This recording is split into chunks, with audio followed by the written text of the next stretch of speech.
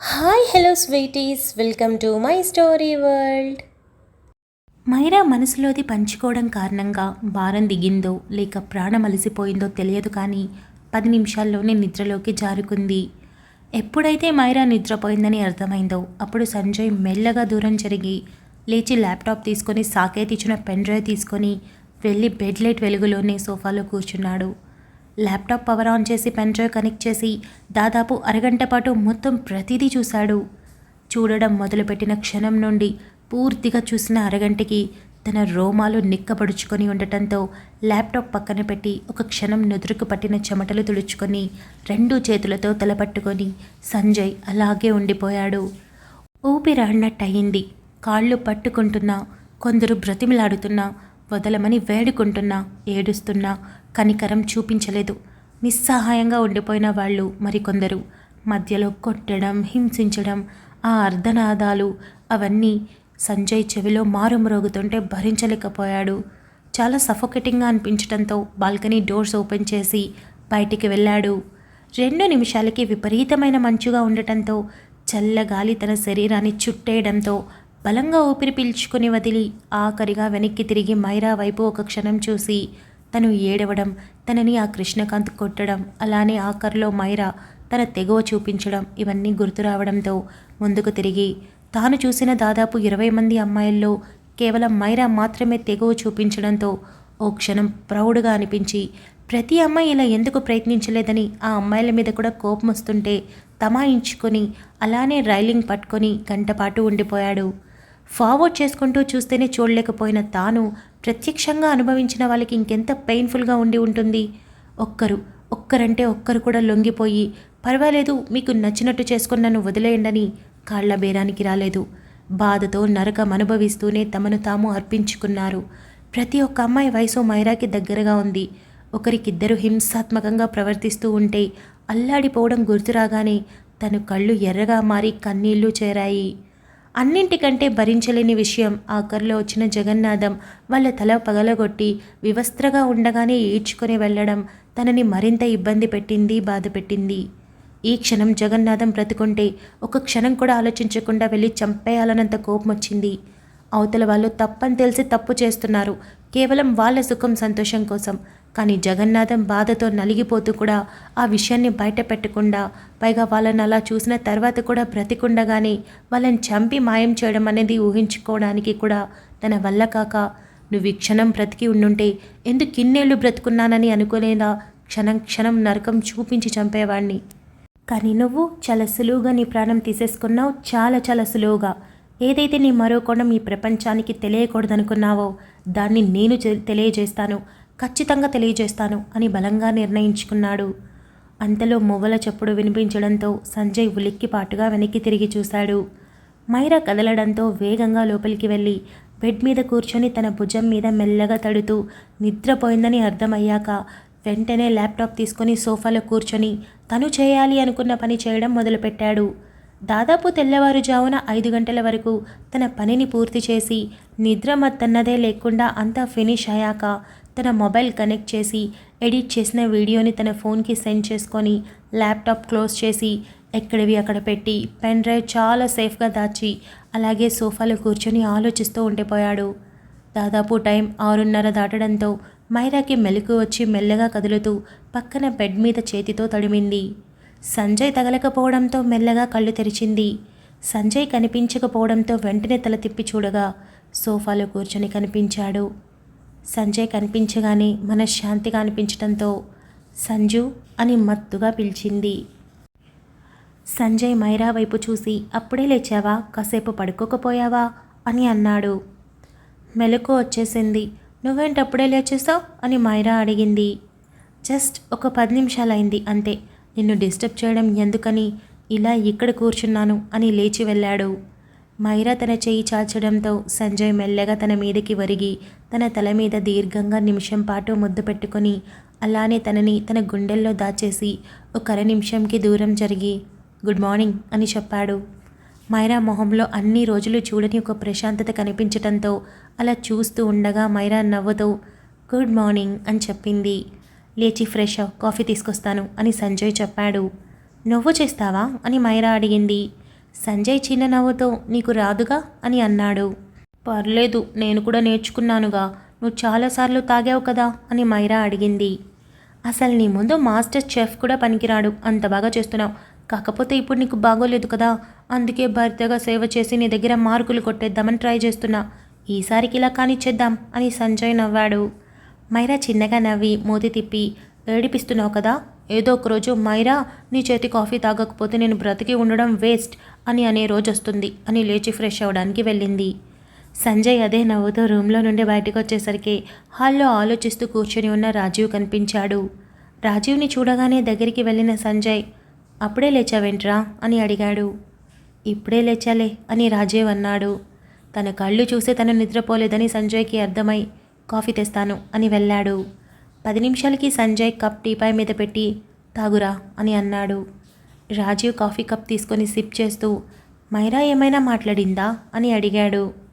తర్వాత మాట్లాడదాం అని సంజయ్ చెప్పి రూమ్లోకి వెళ్ళాడు. మైరా ఫేస్ వాష్ చేసుకొని కూర్చొని కనిపించడంతో తనకి కాఫీ ఇచ్చి పక్కనే కూర్చున్నాడు.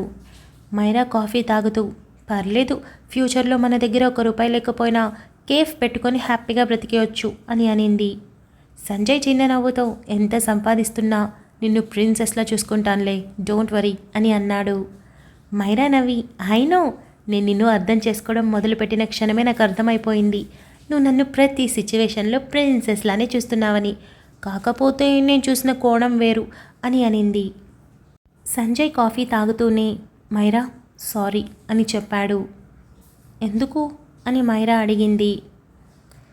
ఎందుకంటే నువ్వు నన్ను చాలా ఎక్కువగా ఊహిస్తున్నావు. నేను కూడా నిన్ను అందుకు ఏమాత్రం తగ్గకుండా చూసుకోవాలి అనుకుంటున్నప్పటికీ అలా చూసుకోలేకపోతున్నాను. కారణం తెలియడం లేదు, అలా జరిగిపోతుందంతే. పెళ్ళికి ముందు సంతోషంగా ఉన్న నువ్వు పెళ్ళి తర్వాత ఆలోచనలతోనే రోజులు గడిచిపోయాయి. అసలు వెనక్కి తిరిగి చూసుకుంటే అనవసరంగా పెళ్ళి చేసుకున్నాననిపిస్తుంది. కానీ నాకు అవసరం, అందుకే నాకు ఇది చాలా నచ్చింది. కానీ నీ బాధ, నీ ఆలోచనలు, నీ భయాలు చూస్తుంటే అనవసరంగా నేను ఇందులోకి లాగానేమో అనిపిస్తుంది అని సంజయ్ చెప్పాడు. ప్లీజ్ దయచేసి అలా అనకు. నువ్వు కాకుండా నా లైఫ్లో ఇంకెవ్వరున్నా సరే నేను నవ్వుతూ ఉండేదాన్నేమో. 4 రోజులు ముచ్చటే, ఆ తర్వాత ఎప్పటిలా లైఫ్ చాలా కూల్గా వెళ్ళిపోయేది. కానీ నీతో లైఫ్ అలా కాదు. నచ్చకుండానే ఇష్టపడిపోయాను, నచ్చకుండానే ప్రేమించేశాను. ఆ తర్వాత అడిక్ట్ అయిపోయాను. ఆ తర్వాత నువ్వు నేను ప్రేమించిన దానికన్నా ఒక స్టెప్ ముందుకు వేసి ఎక్కువ ప్రేమను చూపిస్తుంటే, అది రోజు రోజు నాకు తెలుస్తుంటే ప్రతిరోజు కొత్తగానే ఉంది. ఇప్పుడు ఇది జరగడం, ముందు నీ కారణంగా నేను ఏడవడం, వీటి గురించా నువ్వు అంటుంది? ప్లీజ్ అవి గుర్తు చేయొద్దు. అవి అంతా నువ్వు నన్ను బాధ పెట్టినట్టు కాదు, నిన్ను నువ్వు బాధ పెట్టుకుంటున్నావు. ఇక ఇప్పుడు ఇదంటావా? నేను నీకు చెప్పాను కదా, ఆ కుక్క నేను చిన్నగా ఉన్నప్పటి నుండి నా మీద కన్నేశాడు. ఇంటి కోడల్ని చేసుకొని నన్ను బలి తీసుకునేవాడు. కానీ ఇప్పుడు అలా జరగలేదు. కారణం బహుశా నీ భార్యని కావడం వల్లనేమో, ఎవరికి తెలుసు. నా గురించి ఒక్క క్షణం కూడా ఆలోచించకు. చాలా సంతోషంగా ఉన్నాను. ఆఖరికి చావంచుల వరకు వెళ్ళినప్పుడు కూడా నేను సంతోషంగానే ఉన్నాను సంజు. కేవలం ఒక్కసారి నిన్ను చూస్తే బాగుండన్న ఆలోచన తప్ప నీ వల్ల నాకు ఇదంతా జరిగిందని నేను ఈ రోజు వరకు అనుకోలేదు. ఇక మీద కూడా అనుకోను. ఇక ఫైనల్గా నువ్వు హీరో, మై ప్రిన్స్, అంతే. ఈ ట్యాక్స్ ఎప్పటికీ మారో అని కాఫీ కప్ చేతికిస్తూ చెప్పింది. సంజయ్ మైరా వైపు నిమిషం పాటు చూసి, వెళ్ళి స్నానం చేయి, రాజీవ్తో మాట్లాడదాం. ఈలోపు నాకు ఒక చిన్న పని ఉంది, చేసుకోనా అని అడిగాడు. మైరా తల ఊపడంతో వెళ్ళు అని సంజయ్ చెప్పాడు. మైరా వెళ్ళడంతో సంజయ్ మైరా ఎప్పుడైతే తన బట్టలవి తీసుకొని బాత్రూంలో అడుగుపెట్టి డోర్ లాక్ చేసిందో అప్పుడు సంజయ్ వెంటనే లేచి తన ఫోన్ చేతుల్లోకి తీసుకొని బాల్కనీలోకి వెళ్ళాడు. సంజయ్ తను ఏదైతే చేయాలనుకున్నాడో అది సరిగ్గా 10 నిమిషాల్లో చేసి అక్కడి నుండి తిరిగి రూమ్లో అడుగు పెట్టేటప్పటికే మైరా బాత్రూంలో నుండి అడుగు బయట పెట్టింది. మైరా సంజయ్ వైపు చూసి, ఏదో పని ఉందన్నావు అని అడిగింది. చిన్న పని అని చెప్పానని గుర్తులేదా? నువ్వు వచ్చేలోపు అయిపోయింది అని సంజయ్ చెప్పాడు. అవునా అని మెల్లగా ఒక్కో అడుగు వేస్తూ, అంతవరకు తాను చాలా రోజులుగా అద్దంలో చూసుకోకపోవడంతో అద్దం ఎదురుగా నిలబడి తనను తాను చూసుకుంది. సంజయ్ వెళ్ళి తన పక్కన నిలబడి భుజాన ఉన్న టవల్తో మొహం మీద ఇంకా తడి ఉండటంతో మెల్లగా తుడుస్తూ, ఎందుకలా చూస్తున్నావు? నా పిల్లకి దిష్టి పెడుతున్నావా అని అడిగాడు. మైరా చిన్న నవ్వుతో సంజయ్ వైపు తిరిగి, చాలా వీక్ అయిపోయాను కదా, అస్సలు బాలేను కదా అని అడిగింది. వీక్ అయిపోయిన మాట వాస్తవం. బాలేవని ఎవరు చెప్పారు?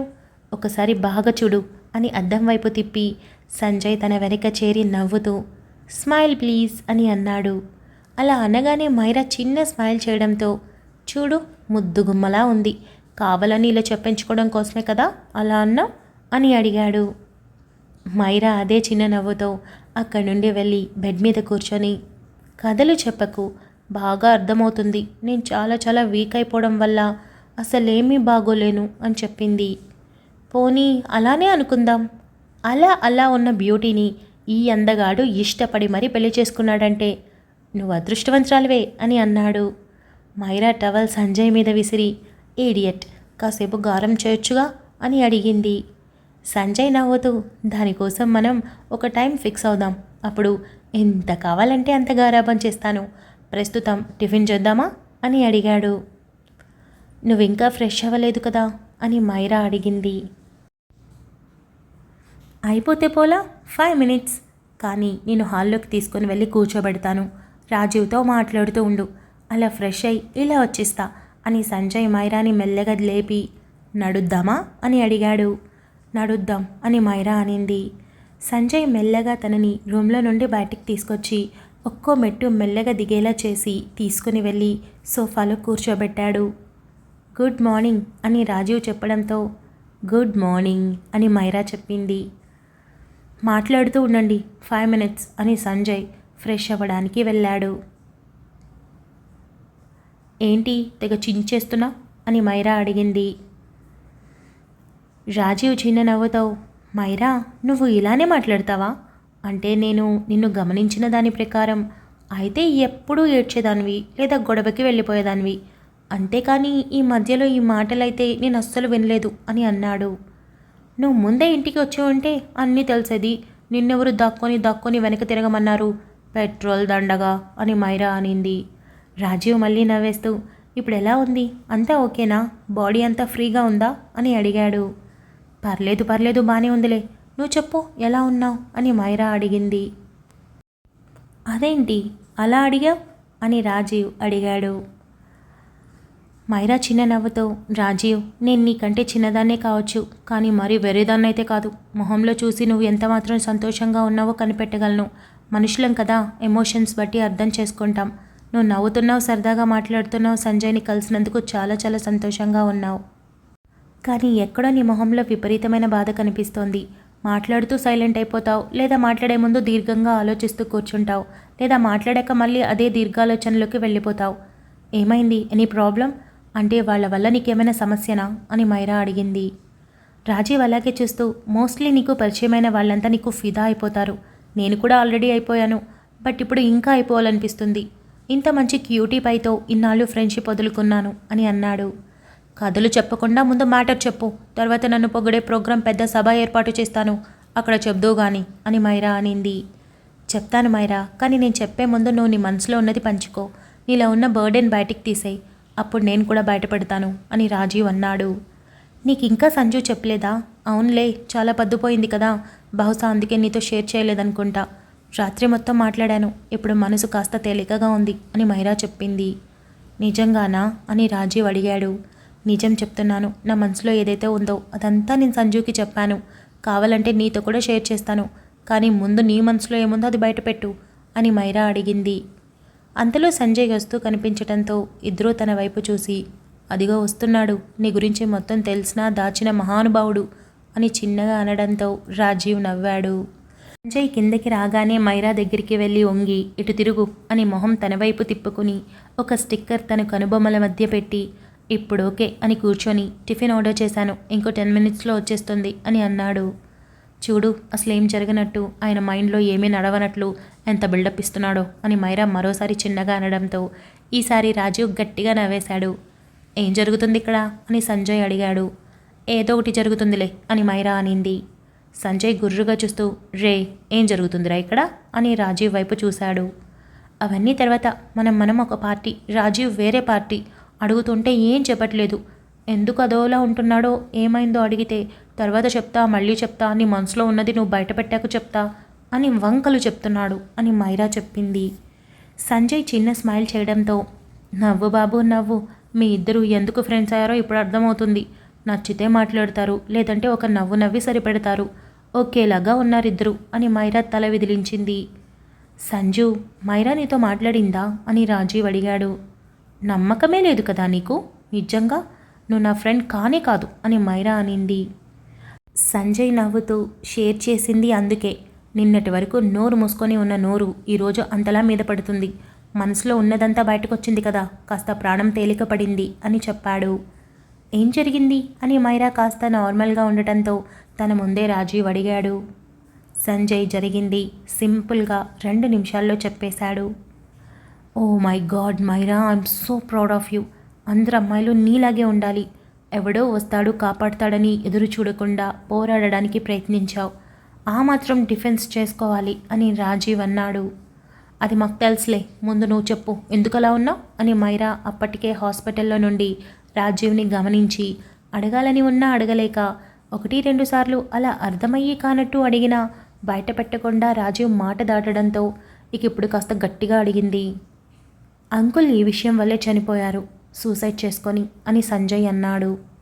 ఆ మాటతో చూపు తిప్పిన మైరా, ఏమన్నా అని అడిగింది. అంకుల్ వాళ్ళు బెదిరించడం వల్ల సఫర్ అయి వీడు జైలుకు వెళ్ళడం వల్ల నలుగురిలో విలువ పోవడంతో సూసైడ్ చేసుకొని చనిపోయారు అని చెప్పాడు. మైరా వెంటనే రాజీవ్ వైపు తిరిగి, మరి నువ్వు మా నాన్న చనిపోయింది ఈ విషయం వల్ల కాదు అని నాతో హాస్పిటల్లో అన్నావు కదా అని అడిగింది. అబద్ధం చెప్పాడు అని సంజయ్ అన్నాడు. దేనికోసం రాజీవ్ అని మైరా అడిగింది. నీకోసమే. నువ్వెంత సఫర్ అవుతున్నావో, ఎంత సఫర్ అయ్యావో నీ హెల్త్ కండిషన్ బట్టి అర్థం చేసుకున్నాను. అక్కడ ఏది మాట్లాడకూడదని మేమిద్దరం డిసైడ్ అయ్యాం, అందుకే చెప్పలేదు. ఆ రోజు మన టాపిక్లో అనుకోకుండా మా నాన్న చనిపోవడం గురించి వచ్చింది, అందుకే వెంటనే ఈ విషయం వల్ల కాదు నార్మల్గా చనిపోయారని అబద్ధం చెప్పాను అని రాజీవ్ చెప్పాడు. మైరాకి తన తండ్రితో ఉన్న అనుబంధం కారణంగా రాజీవ్ వాళ్ళ నాన్న చనిపోయాడు అనగానే రాజీవ్ ఎంత సఫర్ అయి ఉంటాడో ఆలోచించి చాలా బాధగా అనిపించి, మరి నువ్వు ఎందుకు స్టెప్ వేసి మీ నాన్న చావుకి న్యాయం చేయలేదు అని అడిగాడు. అప్పుడే కాదు ఇప్పుడు కూడా ఏం చేయకుండా ఉన్నాడు అని సంజయ్ అన్నాడు. మైరాకి అర్థం కాక, ఏంటి సంజు అర్థం కాలేదు అని అనింది. ఆ రోజు రోడ్లో వీడు కనిపించాడని పరిగెత్తాను గుర్తుంది కదా, ఆ రోజు నిజంగానే కనిపించాడు. అప్పుడు వాడు ఉన్న టెన్షన్ ఏంటో తెలుసా? వాళ్ళ అమ్మని కిడ్నాప్ చేశారు, నన్ను కలిసి నిజం చెప్పేస్తానన్నందుకు కిడ్నాప్ చేశారు అని సంజయ్ చెప్పాడు. సోఫాలో వెనక్కి వాలి ఉన్న మైరా నిటారుగా కూర్చొని, మరిప్పుడు ఆంటీ ఎక్కడున్నారు అని కంగారుగా అడిగింది. తెలీదు అని ఇద్దరు ఒకేసారి అన్నారు. అయితే మీరెందుకు ఇలా సైలెంట్గా ఉన్నారు? అన్ని రోజులవుతుంది, మరి మీరు ఆంటీ గురించి ఏం కనుక్కోలేదా అని మైరా అడిగింది. వాళ్ళమ్మని ఏమి చేసి ఉండరన్న నమ్మకం. కారణం ఏదైనా నేను బయట పెడితే వాళ్ళు అమ్మని ఏమైనా చేయొచ్చు, కానీ నేనేమీ బయట పెట్టినంత వరకు వాళ్ళ అమ్మని ఏం చేయరు. అన్నింటికీ మించి ఒకవేళ నేనేదైనా బయట పెట్టాలని ప్రయత్నం చేస్తే మనల్ని బెదిరించడానికి ఉన్న ఒకే ఒక్క ఆయుధం అమ్మ, కాబట్టి ఖచ్చితంగా తనని ఏం చేయరు. ఆ టైంలో నువ్వు ఇంపార్టెంట్ అనిపించింది. సంజయ్ని కలిశాను, తెలిసిన వరకు జరిగిన వరకు మొత్తం చెప్పాను. నీ దగ్గరికి వచ్చాం, నిన్ను అడ్మిట్ చేశాం. ఆ తర్వాత వాళ్ళు ఎట్టుపోయారో తెలియలేదు. ఇంతవరకు ఒక ఫోన్ కాల్ లేదు, బెదిరించడం బ్రతిమలాడడం ఏమీ లేదు. ఆ ఇద్దరు వాళ్ళ ఇళ్ళకు కూడా వెళ్ళలేదు. అందుకే మేము కూడా కాస్త కామై ముందు నీ హెల్త్ ఇంపార్టెంట్ అనిపించి హాస్పిటల్లో ఉండిపోయాం. కానీ నేను సాకేత్ ఉన్నన్ని రోజులు ట్రై చేస్తూనే ఉన్నాం. కానీ అటు ప్రకాష్ రావు, కృష్ణకాంత్ వాళ్ళ ఇళ్ళకే మాత్రం వెళ్ళలేదు. అలాగే ఆఫీస్కి కూడా వెళ్ళలేదు. అసలు ఏమయ్యారో తెలీదు అని రాజీవ్ చెప్పాడు. ప్రకాష్ రావు చచ్చి ఉంటే బాగుండు అని మైరా అనింది. వద్దు మైరా, అలా కోరుకోకు. ఎందుకంటే నువ్వు చేసింది చాలా గర్వపడే పని. కానీ అంత చిన్న చావు నో వే. నన్ను మామూలుగా ఇబ్బంది పెట్టలేదు మైరా. నా ఎదురుగా మీరుండి మీకు నిజం చెప్పకుండా ఉన్నందుకు ఎంత ఎగతాళి చేశారో. మా నాన్న చావును కూడా తమాషాలాడారు. నేనేది మర్చిపోలేదు, అన్నీ గుర్తున్నాయి. కానీ ఒక్కడిని ఏమీ చేయలేక అలా ఉండిపోయాను. ఇప్పుడు వాళ్ళ చావు ఎలా ఉండాలంటే ఓ 5 నిమిషాలైనా సరే పూర్తిగా నరకాన్ని అనుభవించేలా ఉండాలి. అలాంటి ఒక చావులు వాళ్ళకి శిక్ష వేయాలి. వాళ్ళిద్దరికీ ఏం కాకూడదని సేఫ్గా ఎక్కడో ఒక చోట ఉండాలని నేను మనస్ఫూర్తిగా కోరుకుంటాను అని రాజీవ్ అన్నాడు. సంజయ్, ఏ అన్యం పుణ్యం తెలియని ఆంటీ ఇబ్బంది పడాలా?